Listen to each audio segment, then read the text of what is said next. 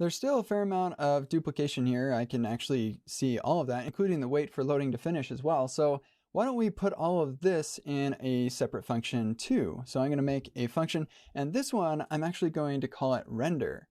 And I'm going to change the name of the render that I pull from React Testing Library, and I'll call that as RTL render. And then we'll take RTL render and we'll return a call to RTL render. We'll accept UI and options, and we'll forward that UI and options on to RTL render. Now, so far we haven't actually done anything different between the RTL render, React Testing Library render, and the regular render, but this gives us an opportunity to make some subtle adjustments. So for one thing, we can take all of this stuff, pretty much all of that really, and we'll put that inside of this custom render function. And instead of render app, we'll still make it generic right here to render whatever is provided to us with whatever those options are. And we're still going to render the app just like we are down here below. So we'll accept that UI and those options right here. And instead, we'll just call this our return value. And then we'll return the return value after we wait for loading to finish. Then this also means that this needs to be changed to async so that we can await login as new user. And then come down here and get rid of all of this, and all we have to do now is await this call to render. Now it looks like we need to have the book here, so what if we return, in addition to all the utilities that React Testing Library gives us, what if we return the book here as well? So I'll come up here, and as part of the return value, we'll take all the things that React Testing Library gives us, but we'll also return the book. And you know what? Maybe we want to get that user and return that user here as well. So there we go. Let's just make sure that that's all going to work. And actually, you know what? I know it's not going to work because we need to update this one also. So actually, we'll just grab this line and replace all of this with that. And it looks like this one, we actually don't care about the book, so we can get rid of that book assignment there. And let's make sure that our tests still pass here, which they do. So we're in a pretty good place here with our own custom render function. Now let's make this render function even more useful. So here we're rendering the app with these wrappers, but honestly, I just want to render the app just like it is in my regular application. So that would be with the app providers, but I don't want to think about the app providers. I'd rather not provide this as an option at all, and instead have that be kind of a default. So here we're going to just put the options right there, and we'll combine that with whatever options are passed to us if they are passed. And if we save that, then that should work out just fine because we're overriding the options, but we're overriding it with the same thing.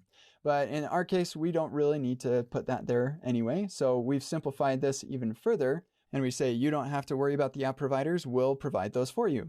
Now let's see if we can turn the render function into something even more generically useful so that we could use it for all kinds of integration tests, not just for the book page. So for our options, I'm going to overload this a little bit, and we're going to accept these, we'll call these render options. So these will be our React Testing Library render options.